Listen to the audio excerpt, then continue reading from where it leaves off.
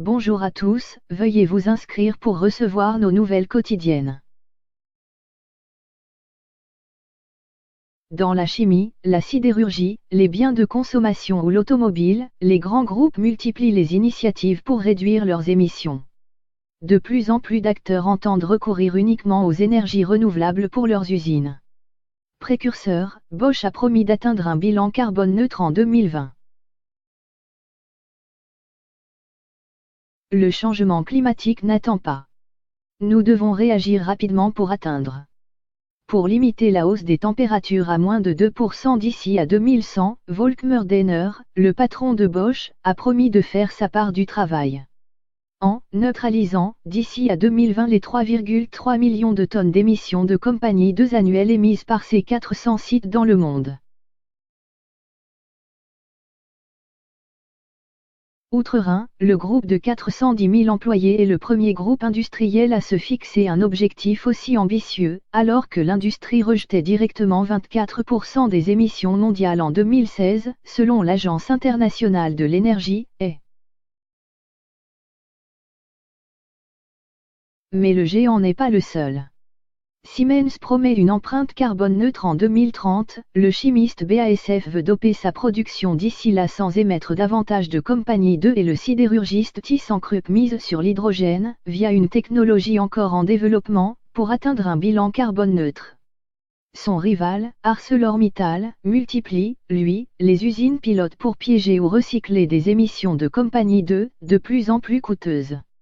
Selon European Climate Foundation, les industries sidérurgiques, chimiques et du ciment représentent aujourd'hui 14% des émissions annuelles de l'Europe et 20% à l'échelle mondiale. Engagés dans le virage vers l'électrique, les constructeurs automobiles veulent quant à eux mettre leurs usines au diapason, à l'image de Volkswagen qui compte atteindre la neutralité d'ici à 2050, tandis que sa rivale Mercedes promet une production neutre en compagnie 2 sur l'ensemble de ses sites européens d'ici à 2022.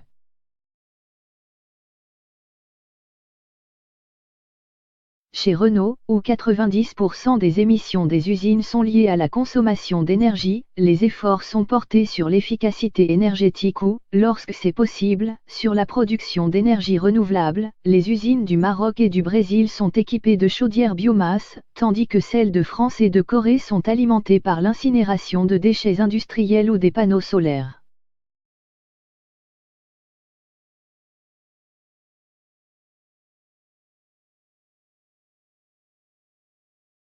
Si l'on veut aller très vite en la matière, un chemin existe. Pour être carbone neutre, dès 2020, Bosch va par exemple nettement renforcer ses rachats en énergie propre, éolien et solaire, qui couvriront 40% de sa consommation. Mais il compte aussi sur des mesures de compensation. Le groupe va investir dans des projets de reforestation au Panama ou de parcs éoliens aux Philippines qui compenseront les émissions qu'il ne peut éviter, comme celles de ses fonderies par exemple.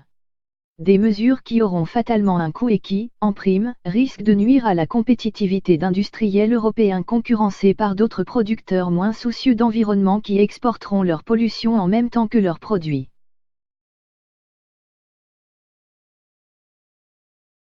À l'horizon 2030, Bosch prévoit d'investir 2 milliards dans son approvisionnement en énergie verte et dans son efficacité énergétique.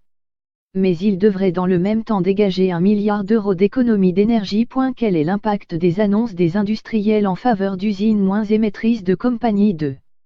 Dany Puchel, expert en politique d'énergie au sein de l'organisation environnementale allemande NABU, décrit Bosch comme un « précurseur » qui envoie un « fort signal à d'autres acteurs de l'industrie ». Mais pour Greenpeace, tout cela ne va pas assez loin.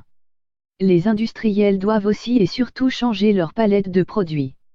Atteindre un bilan carbone neutre dans les usines n'a aucun sens si les produits fabriqués entraînent ensuite, lors de leur utilisation, des émissions élevées de compagnie 2, estime Carsten Smid, expert en énergie au sein de l'ONG.